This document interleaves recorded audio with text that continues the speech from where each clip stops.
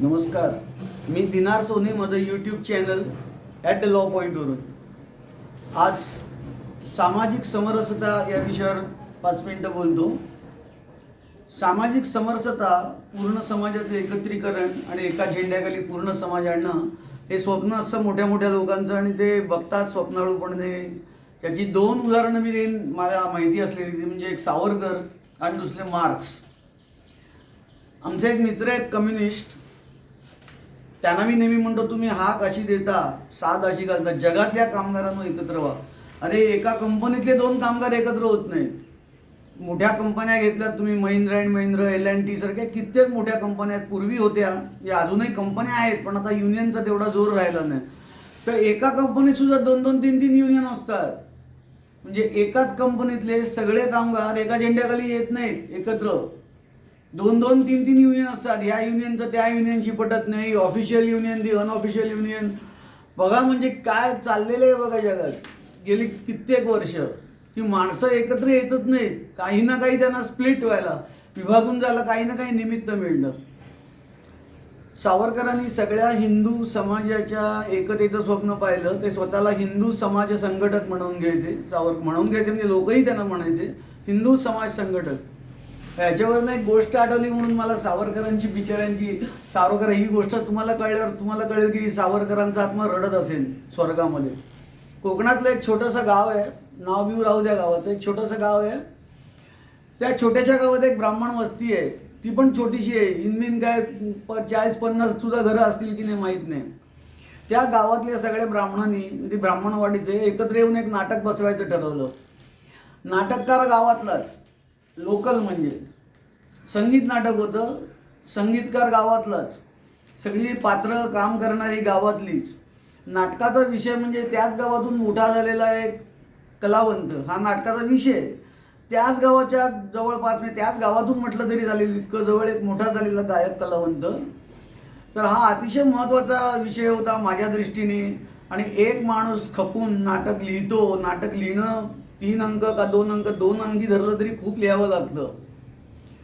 तर विचार करावा लागतो लिहिताना की डायलॉग काय लिहायचे, गाणी काय लिहायची. त्याच गावातला संगीतकार, त्याच गावातले साथीदार, त्याच गावातले नट, असं असून ते नाटक बोंबललं. तालमीसुद्धा सुरू झाले आणि नाटक बोंबललं. म्हणजे तुम्ही कल्पना करा किती पॅथेटिक सिच्युएशन आहे बघा. कोकणातल्या एका छोट्या गावातल्या 25 ब्राह्मणांना, तुम्हाला वाटेल मी ब्राह्मणांना शिव्या देतोय. अहो हे सगळीकडेच आहे, ब्राह्मण आहेत म्हणून नाही. ते ब्राह्मण आहेत हा एक इन्सिडेंट आहे. म्हणजे मी तुम्हाला फक्त सांगितला मला माहिती आहे म्हणून. कुठलंही गाव आणि कुठलाही समाज घेतला तरी हेच होतं. तर त्या 25 ब्राह्मणांना मिळून एक नाटक करता आलं नाही. रिहर्सल सुरू, मला वाईट वाटतंय मी आत्ता जरी हसत असलो तरी, की रिहर्सल सुरू झाल्या आणि नाटक बोंबललं. विचार करा तुम्ही केवढा अहंकार आणि किती इगो प्रॉब्लेम असणार बघा. नाटक बोंबलण्याचं एक्झॅक्ट कारण मला माहीत नसलं तरी थोडीफार कल्पना आहे की किती इगो प्रॉब्लेम असणार बघा. मला ही भूमिका नाही मिळाली, ती भूमिका नाही मिळाली, असं असेल. मी लावलेली चाल घेतली नाही असं असेल. मी गातो त्याला लोक वाईट म्हणतात, टिंगल करतात असं असेल. काही असेल, आपापसातले मतभेद.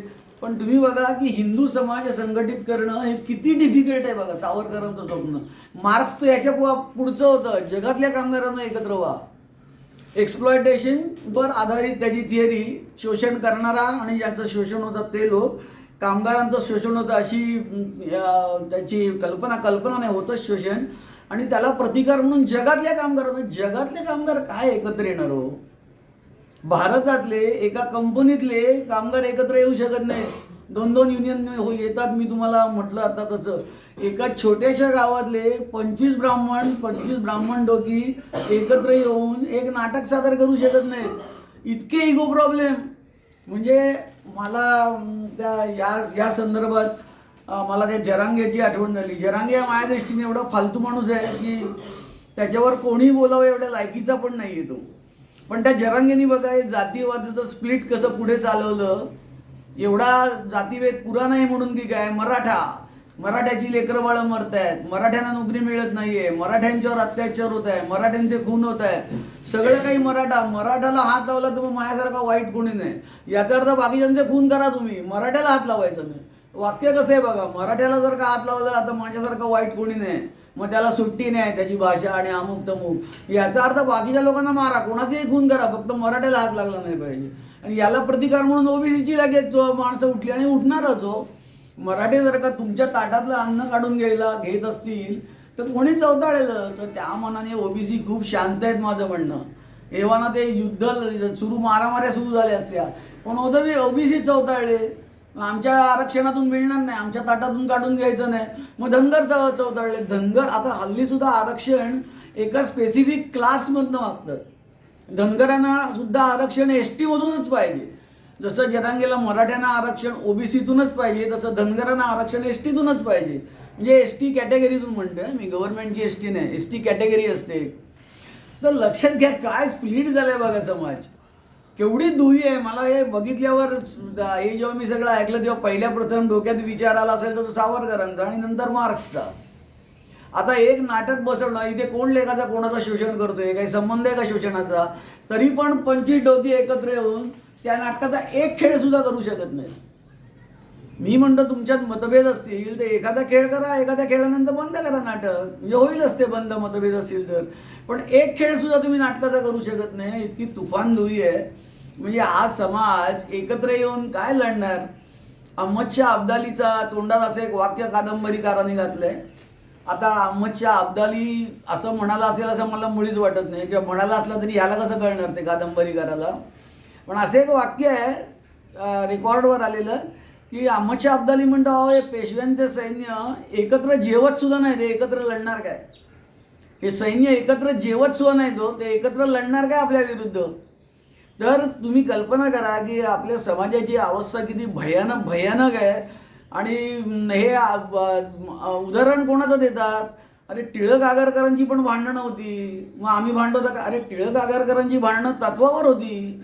टिळक आगरकरांच्या मध्ये सामाजिक सुधारणांना प्रथम प्राधान्य आणि टिळकांच्या मध्ये स्वातंत्र्याला तत्वाचा मुद्दा होता, पर्सनल इगो नव्हता. टिळक आगरकर हे देशाच्या भल्यासाठी भांडत होते. म्हणजे देशाचं भलं कुठल्या मार्गाने होईल, प्राथमिकता कशाला द्यायची, हा भांडणाचा मुद्दा होता. मला हिरोचं काम दिलं नाही आणि मी बसवलेली चालीला वाईट म्हटलं, असले फालतू मुद्दे नव्हते. हे ब्राह्मण सुद्धा बघा त्याचं भांडवल करायला इतक्या पाठीमागे जातात आणि लक्षात पण घेत नाहीत की टिळक आगरकर कुठे, आपण कुठे. समाजाची अवस्था एकंदर पॅथेटिक आहे. मला तर हा समाज विघटनाचा धोका क्लिअर दिसतोय. धन्यवाद.